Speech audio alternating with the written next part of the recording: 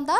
కూటమి అభ్యర్థి జోరు మీదుండారా? కూటమి పార్టీల బలంతో పాటే కాగిత కృష్ణప్రసాద్ సొంతంగా సంపాదించుకున్న ఇమేజ్, అలాగే తన తండ్రికి నియోజకవర్గంలో ఉన్న పలుకుబడి తనను బంపర్ మెజారిటీతో గెలిపిస్తుందన్న ధీమాతో ఉన్నారా? పెడనలో ఈసారి రాజకీయ మార్పు ఖాయమా?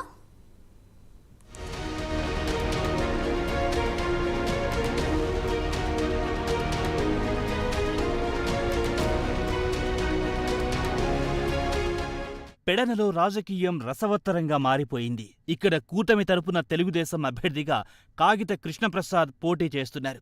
తెలుగుదేశం బలమే కాకుండా జనసేన, బీజేపీల బలం కూడా తోడయింది. అంతేకాదు, వ్యక్తిగతంగా తాను సొంతంగా సంపాదించుకున్న ఇమేజ్ కలిసొస్తుందని కాగిత కృష్ణప్రసాద్ ధీమాతో ఉన్నారు.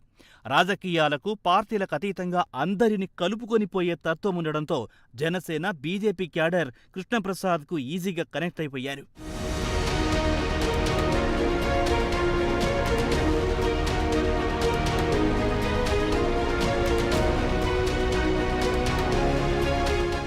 పెడన అసెంబ్లీ నియోజకవర్గంలో ఎన్నికల ప్రచారం మహా జోరుగా పసందుగా జరుగుతోంది. తెలుగుదేశం, జనసేన, బీజేపీల ఉమ్మడి అభ్యర్థి కాగిత కృష్ణప్రసాద్ ఎన్నికల ప్రచారాన్ని హోరెత్తిస్తున్నారు. నియోజకవర్గంలో 4 మండలాలు, పెడన నగరపాలక సంస్థలో కార్యకర్తలతో ఇంటింటికి తిరుగుతూ ప్రచారం చేస్తున్నారు. తమ కూటమి అధికారంలోకొస్తే ఏ విధంగా అభివృద్ధి చేస్తారో అన్నది ప్రజలకు వివరిస్తున్నారు. కాగిత కృష్ణప్రసాద్ తెలుగుదేశం ప్రభుత్వంలో జరిగిన అభివృద్ధిని వివరిస్తూ జగన్ ప్రభుత్వంలో జరుగుతున్న అవకతవకల గురించి ఏకరువు పెడుతున్నారు.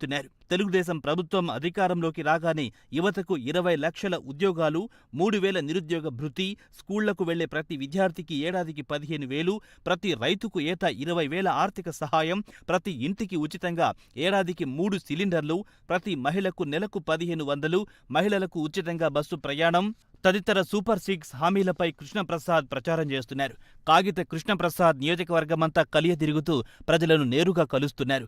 ఆయన వెళ్లిన ప్రతి చోట మహిళలు స్వాగతం పలుకుతూ పూలదండలు, హారతులతో ఆశీర్వదిస్తున్నారు. కృష్ణప్రసాద్ చాలా కాలం నుంచి నియోజకవర్గమంతా తిరుగుతూ పార్టీ గెలుపు కోసం కృషి చేస్తూ వస్తున్నారు.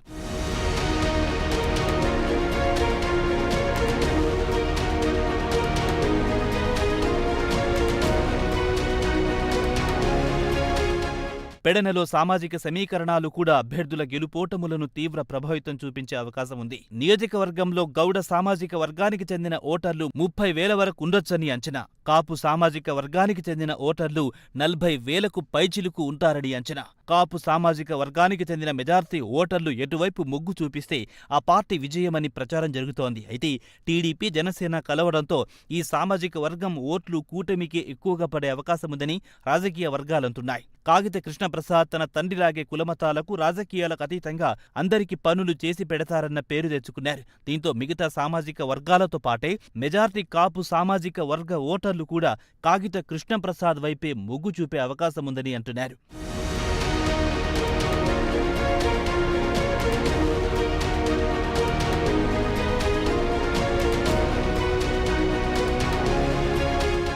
గత ఎన్నికల్లో కాగిత వెంకట్రావు అనారోగ్యం వల్ల పోటీ నుంచి తప్పుకొని తన తనయుడి కృష్ణప్రసాద్ను బరిలో దింపారు. అయితే వైసీపీ నుంచి పోటీ చేసిన జోగి రమేష్ ఆ ఎన్నికల్లో 7,000 ఓట్ల మెజార్టీతో గెలిచారు. ఇక్కడ జనసేనకు 18,000 ఓట్లు పడ్డాయి. అంటే జనసేన ఓట్లు చీల్చడం వల్ల వైసీపీ గెలవడం, టీడీపీ ఓడిపోవడం జరిగింది. ఈసారి టీడీపీ, జనసేన కలిసి పోటీ చేస్తుండడం, అటు ప్రభుత్వంపై వ్యతిరేకత, ఇవన్నీ కృష్ణప్రసాద్కు కలిసొస్తాయని ఆయన అభిమానులు చెబుతున్నారు. ఇంకోవైపు కృష్ణప్రసాద్కు బీజేపీ అదనపు బలం కానుంది.